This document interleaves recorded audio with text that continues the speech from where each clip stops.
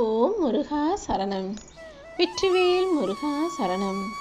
என் அன்பு பிள்ளையே, அற்புதமான இந்த நாளின் இரவு பொழுதிற்குள்ளாகவே இந்த முருகனின் வாக்கை நீ கேட்டுட்டீனா, நாளைக்கு விடிய போகிற நாளானது உனக்கான சந்தோஷத்தை தரப்போகிற நல்ல நாளாகவும், செவிகுளிர உனக்கான சந்தோஷமான நல்ல செய்திகளை கேட்கக்கூடிய நாளாகவும் நிச்சயமாக இருக்கும் என் செல்வமே. மாயையின் விளையாட்டுகளில் மாட்டிக்கிட்டு உன் மனசு கஷ்டப்படும்படி நடந்த எல்லா விஷயங்களையும் இப்போது நான் சரி செய்ய போகிறேன். நீயும் இந்த முருகன் மேலே முழு நம்பிக்கை வச்சு நான் எல்லாத்தையும் பார்த்துக்குவேன்னு என்னை சரணாகதி அடைஞ்சிட்டினா, எல்லா மாயைகளிலிருந்தும் எல்லா கஷ்டங்களிலிருந்தும் நான் உன்னை விடுவிச்சு உனக்கு உண்மையான சந்தோஷத்தை நிச்சயமாக கொடுப்பேன் என் செல்வமே. சக்தியின் சுரூபமாக இருக்கக்கூடிய நானே உனக்கு துணையாக இருந்து நீ எதிர்பார்த்த அத்தனை விஷயங்களும் நடப்பதற்கு தேவையான சக்தியை கொடுக்கிறேன். நீ எப்போதும் எல்லா விஷயங்களிலும் பரஸ்பரமாக அன்பை கொடுத்து அதை சரியாக புரிஞ்சுக்கிட்டு வாழ்க்கையில் ஜெயிக்கிறதுக்கு உண்டான வேலைகளை செய்ய பழகு. இந்த உலகத்தில் யாருமே பிறக்கும் போதே நல்லவன் கெட்டவன்ற அடையாளத்தோடு பிறக்கிறதில்ல. பிறக்கும்போது எல்லா குழந்தைகளையும் நான் ஒரே மாதிரி தான் இந்த உலகத்தில் படைக்கிறேன். ஆனால் அவங்கவங்க முன்ஜென்மத்தில் செஞ்ச கர்ம வினைக்கு ஏற்றார் போல இந்த உலகத்தில் பிறந்து நல்லவனாகவும் கெட்டவனாகவும் மாறிக்கிட்டு இருக்காங்க. நீயும் உன் குணத்தில் அப்படித்தானே இருக்கிறாய். எப்போதுமே இந்த முருகன் மீது நம்பிக்கை வச்சினா அந்த இறை சக்தி உன்னை நல்ல வழியில் வழி நடத்தும். நிறைய பேர் என்ன தப்பு செய்கிறீங்க தெரியுமா? இந்த இறை சக்தி என் கூடவே போட்டி போடுறீங்க. நீ எனக்கு அதை செஞ்சினா நான் உனக்கு இதை செய்கிறேன்னு சொல்கிறீங்க. என் கூடவே வியாபாரம் பேசி நீ எனக்கு அதை செஞ்சினா நான் உனக்கு தங்கத்தில் காப்பு போடுறேன், தங்க வேல் போடுறேன், அதை செய்கிறேன் இதை செய்கிறேன்னு என்கிட்டயே பேரம் பேசி திருவடி பணிந்து எனக்கு தர்ம காரியங்கள் செய்கிறேன்னு வியாபாரம் பேசாமல் உங்கள் மனசுக்கு உண்மையாக நேர்மையாக நியாயமாக நடந்துக்கிட்டும், ஊரில் உள்ளவங்களுக்கு உதவி செஞ்சுக்கிட்டும், இல்லாதவர்களுக்கும் எளியவர்களுக்கும் தானம் செஞ்சுக்கிட்டும் இருந்தாலே உங்கள் வாழ்க்கையில் நீங்கள் முக்தி பெறுவதற்கும் ஜெயிப்பதற்கும் உண்டான வேலைகளை இந்த முருகன் நான் பார்த்துக்குவேன் செல்வமே. இந்த கலிகாலத்தில் உன்னுடைய இறைவனாக இருக்கும் உன் அப்பன் முருகன் எப்படியாவது எல்லாரையும் நல்லவங்களாக மாற்றிடணும்னு தான் ரொம்ப முயற்சி செஞ்சுக்கிட்டு இருக்கேன். ஆனால் எல்லார் மனசுலையும் நிம்மதி வேணும், மனநிறைவு வேணும்னு யோசிக்கிறீங்களே தவிர அதுக்கான வேலைகளை செய்யாமல் வாழ்க்கையில் ஜெயிக்கணும் வெற்றி பெறணும்னு அதுக்கு பின்னாலேயே ஓடிக்கிட்டே இருக்கீங்க. வெற்றிகரமான வாழ்க்கையை விட மனநிறைவான நிம்மதியான வாழ்க்கை தான் சிறந்ததுங்கிறத புரிஞ்சுக்கோ. மகிழ்ச்சிங்கிறது பணத்தால் கிடைச்சாலும் மன நிம்மதிங்கிறது உன்னை சுற்றி இருக்கும் மனிதர்கள் கொடுக்கும் அன்பாலும் அன்பானவர்களாலும் மட்டும்தான் கிடைக்கும். நீ ஏழையாகவே இருந்தாலும் மனசளவில் வாரி வழங்கக்கூடிய பணக்காரனாக இரு. பணக்காரனாக ஆன பிறகு உன்னுடைய செயல்களில் உன்னுடைய நடத்தையில் ஏழையாக இரு. எப்போதுமே நீ எளிமையாக இருக்கணும். ஆடம்பரமாக செலவு செஞ்சு அடுத்தவங்க முன்னால் பெருமையாக வாழணும்னு நினைக்காத. ஏன்னா எவ்வளவு பணத்தை சம்பாதிச்சாலும் அது கடைசி வரைக்கும் கூட இருந்தாலுமே கூட இந்த உலகத்தில் ஒருத்தர் விட்டு போகிறாங்கன்னா அவங்கள சுமந்துட்டு போகிறதுக்கு 4 பேர் வேணும். அதனால் பணத்தை சம்பாதிக்கிறது போலயே உனக்குன்னு ஒரு 4 பேரையாவது நல்லவங்களாக சம்பாதிச்சு வச்சுக்கோ. கடைசி காலத்தில் பணம் உனக்கு துணையாக உன் பக்கத்தில் உட்காந்து பேசாது. நீயும் பணத்தை கையில் வச்சுக்கிட்டு பேச முடியாது தானே. உனக்கு பேசுறதுக்கும் அன்பான வார்த்தைகளை அழகாக எடுத்து சொல்வதற்கும் மனிதர்கள் தான் வேணுங்கிறத ஞாபகம் வச்சுக்கிட்டு எல்லாரையும் பகைச்சிக்காம 4 பேரை நல்லவங்களா சம்பாதிச்சுவை. உனக்குள்ள இருக்கக்கூடிய நாங்கிற அகங்காரம் ஒருபோதும் வெளியே வரக்கூடாது. அது அப்படியே மறைஞ்சு அழிஞ்சு போயிடட்டும்.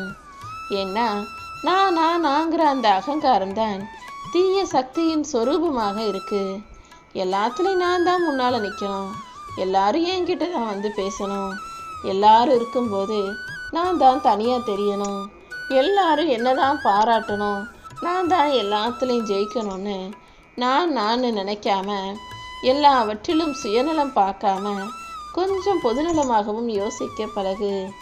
ஏன்னா தீய சக்திகள் உன் மனசை ஆக்கிரமிச்சிச்சுன்னா அப்புறம் உன்னை சரியாக சிந்திக்க விடாது. பணம், புகழ், பேராசைங்கிற இந்த படுகொலியில் விழுகுவதற்கு காரணமாக இருப்பதே நாங்கிற சுயநலம்தானே. உனக்குள்ள பல துன்பங்களும் சோதனைகளும் வந்து குடியிருக்கு. இது எல்லாத்தையும் துரத்தி அடிச்சிட்டு எப்போது மனசுல என்னையே நினச்சிக்கிட்டு உன் மனசு அமைதியை நோக்கி பயணிக்கும்படியும் உனக்கான விஷயங்கள் எல்லாம் நல்லபடியாக நடக்கும்படியும் உன் அப்பன் முருகன் நான் பார்த்துக்கிறேன். நீ என்னை வந்து சேர்வதற்கு ஒரே சிறந்த வழினா உன்னால் முடிஞ்ச தான தர்மத்தையும் அன்னதானத்தையும் செய்வது தான். இப்படி அடுத்தவங்களுக்கு ஏதாவது ஒரு வகையில் உதவி செஞ்சு அவங்க மனசை குளிர்விப்பதின் மூலமாக உனது பாவங்களும் கர்ம வினைகளும் கரைஞ்சு போகும். எப்போதும் எந்த மனிதரிடத்திலும் பாகுபாடோ பேதமோ பார்க்காதே. ஜாதி, மதம், பணக்காரன், நல்லவன், கெட்டவன், உயர்ந்தவன், தாழ்ந்தவன்னு இந்த பாகுபாட்டிற்கெல்லாம் அப்பாற்பட்டவன் தான் உன் அப்பன் முருகன். யாராவது பசின்னு வந்து நின்னாங்கனாலும் சரி, அல்லது எந்த ஜீவராசியாவது பசின்னு வந்து உன்னை பார்த்து நின்னாலும் சரி, அதுக்கு அவர்களுக்கு வயிறார உணவு கொடுத்து பசியை போக்க உன்னால் முடிஞ்ச வேலைகளை செய்யு. ஏன்னா பசிங்கிறது ஒருத்தருக்கு மனநிறைவை கொடுக்கக்கூடிய விஷயம். மற்ற எந்த விஷயம் ஒன்றை வந்து கேட்டாலும், யார் எதுக்கு ஆசைப்பட்டாலும், நீ என்னதான் அள்ளி அள்ளி கொடுத்தாலும் மனிதர்களுக்கு மனநிறைவு உண்டாகாது. ஆனால் வயிற்றுக்கு போடுற சாப்பாட்டில் மட்டும் நிச்சயமாக ஒருத்தருக்கு மனநிறைவை உண்டாக்கிட முடியுமென் செல்வமே. எப்போவுமே நீ இப்படி அடுத்தவர்களுக்கு உதவி செய்வதின், அன்னதானம் செய்வதின் மூலமாக, ஒருத்தருடைய பசியை போக்குவதின் மூலமாக, ஒருத்தருடைய கஷ்டத்தை போக்குறதின் மூலமாக வீட்டில் சகல ஐஸ்வர்யங்களும் சந்தோஷங்களும் நிலை பெற்று இருக்கும்படி உன் அப்பன் முருகன் உன்னை ஆசீர்வதிப்பேன். இந்த உலகத்தில் உனக்கு இருக்கிற எல்லா பிரச்சனைகளையும் நான் தெரிஞ்சுதான் உனக்கு கொடுத்துருக்கேன். அதுக்கு காரணம் என்ன தெரியுமா? இன்னும் நீ உன்னுடைய முயற்சிகளை அதிகப்படுத்தணுங்கிறதுக்காக தான் நான் செஞ்சுக்கிட்டு இருக்கேன். நீ என்னவோ உன்னால் எந்த கஷ்டமும் பட முடியாது, இதுக்கு மேலே துன்பத்தை தாங்க முடியாதுன்னு நினச்சி மனசு வருத்தப்பட்டு நொந்து போகாத. உன் பிரச்சனைகளின் முடிவுகள் அனைத்தும் நிச்சயமாக உனக்கு சாதகமாகவே அமையும். உன் வாழ்க்கையில் முன்னேற்றத்தை கொடுத்து இன்னும் உன்னை நிம்மதியாக சந்தோஷமாக வாழ வைக்க நான் தயாராக இருக்கும்போது நீ எதுக்குமே கவலைப்படாத. சங்கடங்களை சந்திக்கும் தைரியத்தை நான் உனக்கு கொடுக்கிறேன் என் செல்வமே. உன்னை நெருங்கும் அத்தனை ஆபத்துகளிலிருந்து உன்னை விலக்கி வச்சு நிச்சயமாக உன் வாழ்க்கையில் உன்னை ஜெயிக்க வைப்பேன். உனக்கு தேவையான அனைத்தையும் கொடுக்க நான் இருக்கும்போது நீ எதுக்காகவும் கவலைப்பட வேணாம். பூர்வ ஜென்ம வினைகளுக்கு ஏற்றாற் போல உன் குணமே அப்பப்போ மாறிக்கிட்டே இருக்கும். சில நேரங்களில் நல்ல விஷயங்களை செய்வேன், சில நேரங்களில் கெட்ட விஷயங்களையும் சிந்தனை செய்வாய். ஆனால் இது எல்லாத்தையும் சரிசமமாக்கி எப்போதுமே உன் குணம் நல்லதாகவே இருக்கும்படியும் நீ நல்ல செயல்களையும் செய்யணும்னு நினச்சினா என் மேலே ஆழமான நம்பிக்கை வையே. உனக்கு துன்பங்களை தரும் கர்ம வினைகளின் வேகத்தை எல்லாம் குறைச்சி உன்னை நிம்மதியடைய செய்வது உன் அப்பன் முருகன் என்னுடைய பொறுப்பு. இப்போதைக்கு என்ன நடந்தாலும் கொஞ்சம் அமைதியாக இரு. அனைத்தையும் கூடிய சீக்கிரமே சரி செஞ்சு என் அன்பு பிள்ளையான உனக்கு சந்தோஷத்தையும் நிம்மதியையும் அழகான வாழ்க்கையையும் நான் கொடுத்துட்றேன் என் செல்வமே. துன்ப, துயரம், சோதனை, வழிகள்னு உன் வாழ்க்கையில் இருக்கிற அத்தனை விஷயங்களுக்கும் நான் ஒரு முடிவு கட்டிடுறேன். உன் வாழ்க்கையில் இப்போது இருக்கும் அத்தனை சோதனைகளையும் நீ தைரியமாக எதிர்கொள்ள பழகு. உனக்கு துணையாக உன் அப்பன் முருகன் நான் இருக்கும்போது நீ எதுக்காகவும் கவலைப்பட வேணாம். மற்றவங்க உன்கிட்ட எப்படி நடந்துக்கணும் நீ எதிர்பார்க்குறியோ அதே போலவே நீ எல்லார்கிட்டையும் நல்லபடியாக நடந்துக்கோ. அதுதானே சுய ஒழுக்கம். நீ எதை விதைக்கிறியோ அதை தான் அறுவடை செய்வாய். நீ மற்றவங்களுக்கு என்ன செய்கிறியோ அதுதான் இன்னொருத்தர் மூலமாக உனக்கு கிடைக்கும். நீ என்ன கொடுக்குறியோ அதுதான் உனக்கு திரும்ப கிடைக்கும்ன்றதை ஞாபகம் வச்சுக்கிட்டு எப்போதும் எல்லாருக்கும் நல்லதையே செய்யக்கூடிய பிள்ளையாக இரு. இந்த அறிவும் விஞ்ஞானமும் வளர்ந்து அதன் மூலமாக உன் வாழ்க்கையில் பல நல்ல விஷயங்கள் நடந்திருந்தாலும் சில தீமைகளும் நடந்துக்கிட்டு தானே இருக்கு. அதில் முக்கியமாக உன்னையே அறியாமல் சில இயந்திரங்களின் கட்டுப்பாட்டுக்குள்ளே நீ போய்கிட்டே இருக்க. பொழுதுபோக்கில் எந்த அளவுக்கு நீ கவனம் செலுத்துறியோ அந்த அளவுக்கு அது உனக்கு மன அழுத்தத்தை கொடுக்கும். ஆனால் அது தெரியாமல் நீ ஓய்வெடுக்கிறோன்னு நினைக்கிற மன அழுத்தத்துக்கு மருந்தாக இருக்கும்னு சில தேவையில்லாத கருவிகளின் கட்டுப்பாட்டுக்குள்ளே போய் மாட்டிக்கிட்டு பொழுதையும் போக்கி நிம்மதியையும் போக்குறங்கிறத நீ உணர்ந்து கொள் என் செல்வமே. நீ சாதாரணமாக தினமும் செய்யக்கூடிய வேலைகளுக்கு கூட இயந்திரங்களை எதிர்பார்க்கும் நிலை இன்னைக்கு உருவாயிருச்சு.